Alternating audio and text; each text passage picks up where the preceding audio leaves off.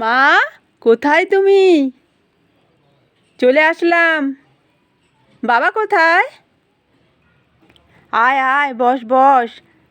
বাবা, চেহারাটা কি হয়েছে তোর? হ্যাঁ, মুখটা একদম শুকিয়ে গেছে, রোগা হয়ে গেছিস।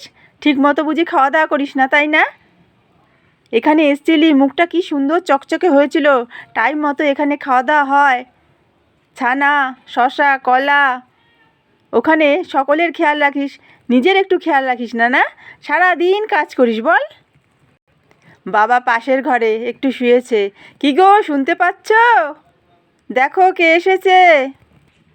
আমি একটুখানি পরেই কিন্তু চলে যাব। এই সমস্ত কি কথা? তুমি এখানে বসে বসেই দেখতে পাও না ওখানে আমি কি করি, খাই না?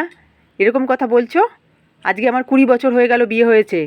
আমি ওখানে কিছুই খাওয়া দাওয়া করি না, আর তোমার কাছে আসলে সমস্ত কিছু খাওয়া দাওয়া করি।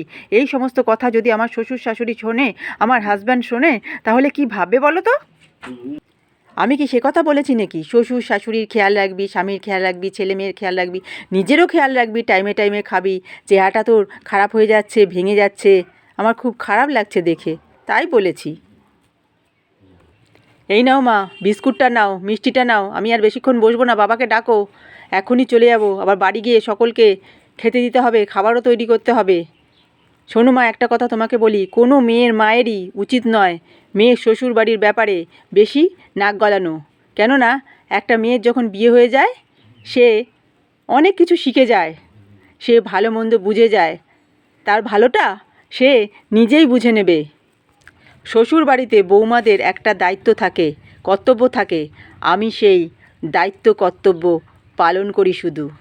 ভালো থেকো মা, সুস্থ থেকো। আসছি।